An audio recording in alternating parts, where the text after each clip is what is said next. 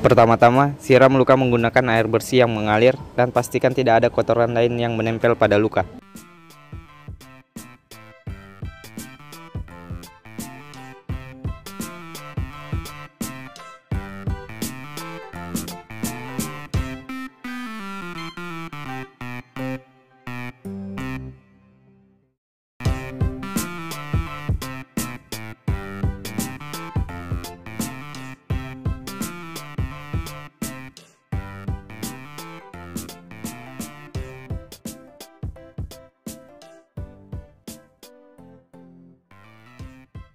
Selanjutnya, membawa pasien ke fasilitas kesehatan terdekat.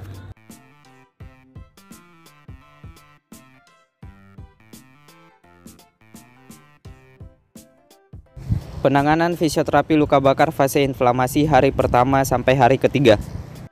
Tujuan penanganan pada fase ini untuk mencegah edema berlebihan, mengurangi nyeri, dan mempertahankan mobilitas sendi. Dan intervensi yang diberikan itu berupa edukasi posisi tubuh untuk menghindari kontraktur dan latihan gerak aktif atau pasif jika tidak menambah nyeri. Teknik yang diberikan kepada pasien berupa edukasi posisi kaki, elevasi kaki untuk meningkatkan drainase limfatik, dan ankle pumping untuk meningkatkan sirkulasi darah.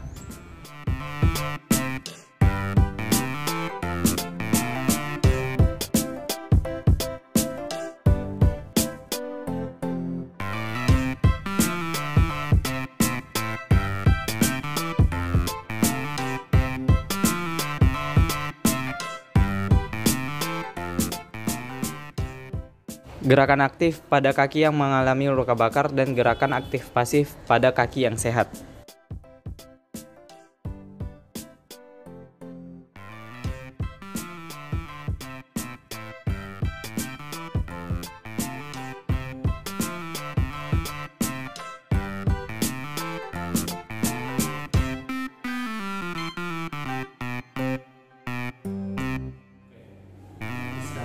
Penanganan fisioterapi pada fase proliferasi 4-14 hari.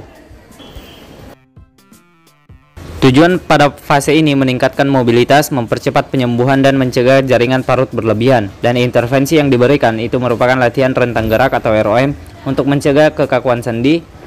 Selanjutnya itu teknik mobilisasi jaringan lunak untuk mencegah adesi, dan pemberian kompresi elastis jika diperlukan untuk mencegah edema dan hipertrofi jaringan parut.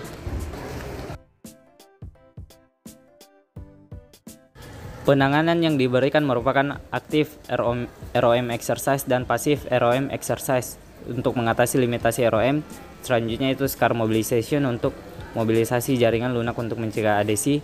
Selanjutnya strengthening exercise menggunakan isometric exercise untuk muscle weakness, dan manual terapi, release dan friction untuk muscle spasme.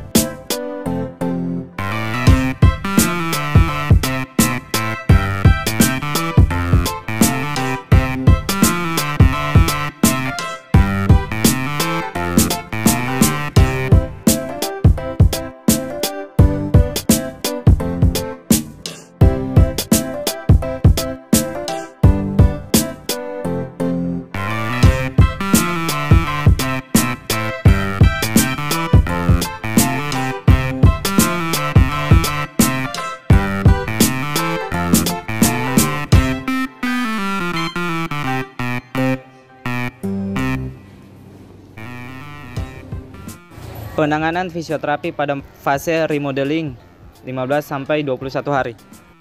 Tujuan pada fase ini untuk mengembalikan fungsi penuh, mencegah komplikasi jangka panjang, dan intervensi yang diberikan itu latihan peregangan dan penguatan otot, serta manajemen jaringan parut.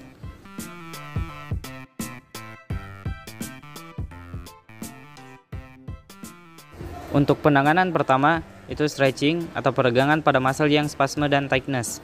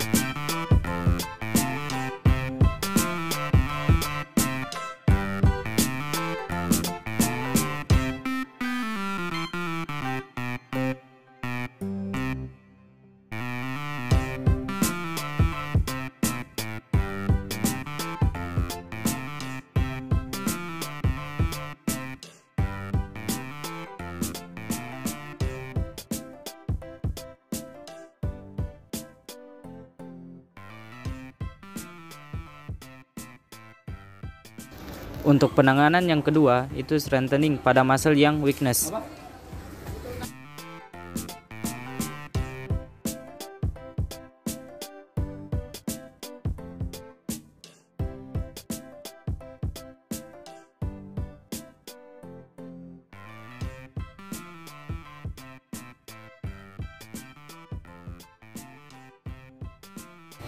Untuk teknik yang ketiga yaitu walking exercise untuk mengatasi antalgic gait pasien.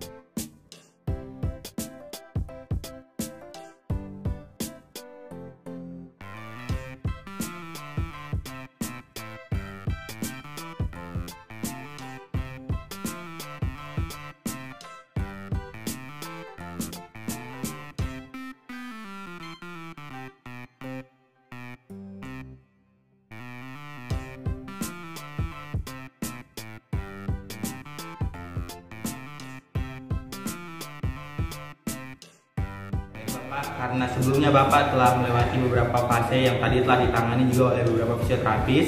Selanjutnya saya akan memberikan beberapa edukasi kepada Bapak tentang luka bakar pada Bapak. Yang pertama itu, Bapak harus selalu memperhatikan kebersihan pada area sekitar luka Bapak. Jadi selalu Bapak lihat dan apabila ada kotoran Bapak selalu bersihkan. Lalu Bapak juga harus rutin mengganti balutan apabila luka Bapak nantinya dibalut agar tidak terjadinya kelembapan di area sekitar luka.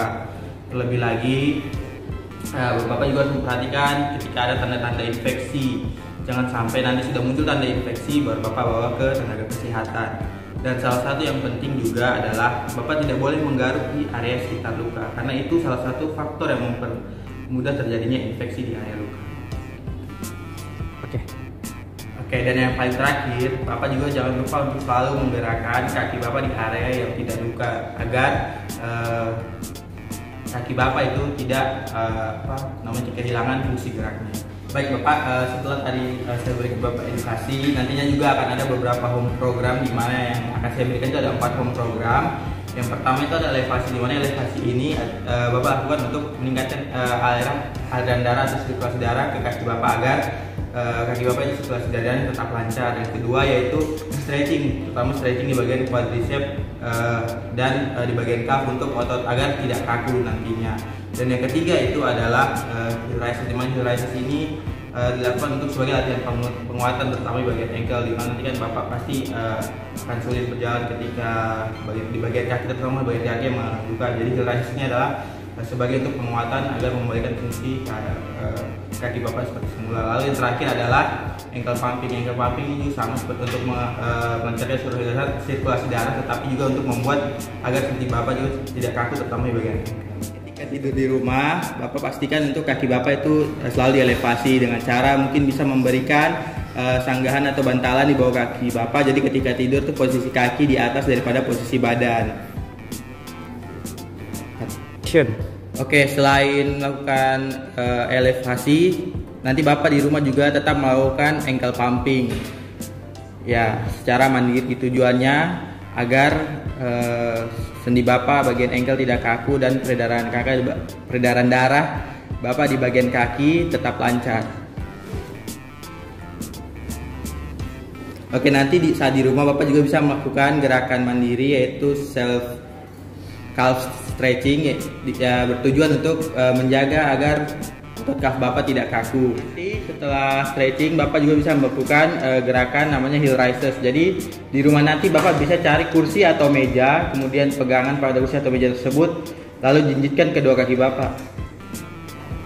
Ya, gerakan ini disebut heel raises. Lakukan ini di rumah untuk dalam fase penguatan pada kaki Bapak.